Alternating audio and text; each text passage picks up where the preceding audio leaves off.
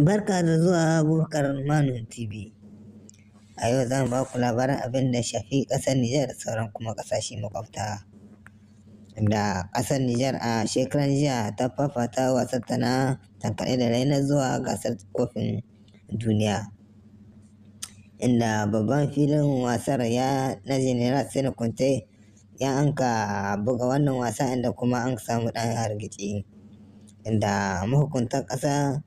Nijar ko mu ce magabatan wannan shirin wasannin sun ka taka doka da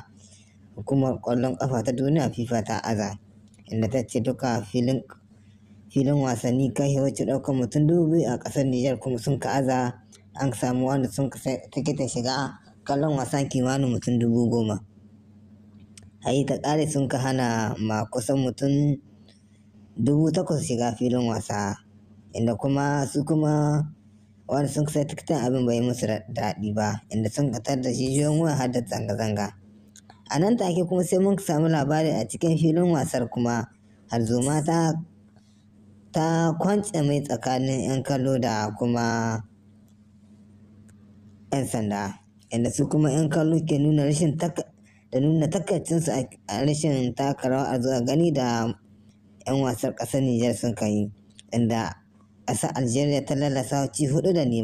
bayan ƙasar Nijar ta zarci ƙasar Algeria inda an kama ta ci 6-1.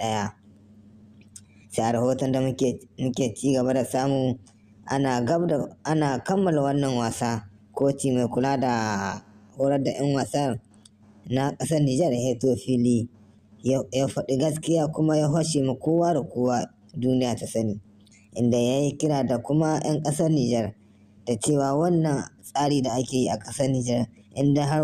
ana ci gaba da bi ne, ƙasar Nijar ba za ta yi ta kunya ba ta fannin wasan ƙwallon ƙafa, inda ya ce masu miya da dalmi su ne ko da wasu ke tare fili, inda ko da wace magabata wanda ke sama karagar mulki ko wanda ke da hannu da shuni suke kawo 'ya'yansu ce a samu su 'ya'ya, inda ba su bari koci ya shiga ƙauyuka shi diba cikin ƙasa lungu saƙo hitan kare da rai zaɓo 'yan wasan ƙwallon ƙafa. Ya zama mayyan mahukuntan wanda su ne ke kawo 'ya'yansu su ce a samu musu su a cikin wannan wasa, inda ma kocin ya ce hatta da kilasiman mahukunta su ne ke makansu kilasiman 'ya'yansu, koci kawai abin da an nashi kallo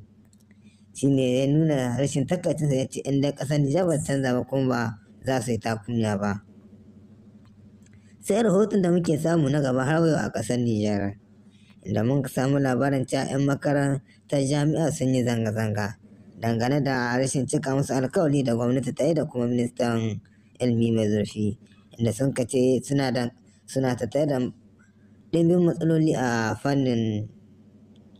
makaranta, inda sun ce motocin ɗaukar 'yan makaranta sun yi musu karamci, inda dukkan mota na ɗaukar mutum 55 ana samun mutum 200 a cikin mota guda, inda kuma suke kira kuma ɗakunan kwana inda ake da mutum 10 za a samu mutum 40 ko 50 suna kwana. Suka ce kuma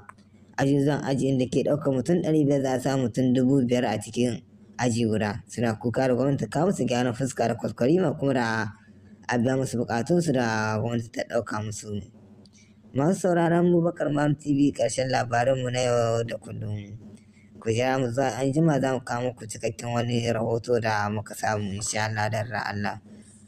Mabiyanmu kar ku manta da wani subscribe da like da comment na tambayoyin rayuwanku inda ba ku fahimta ba.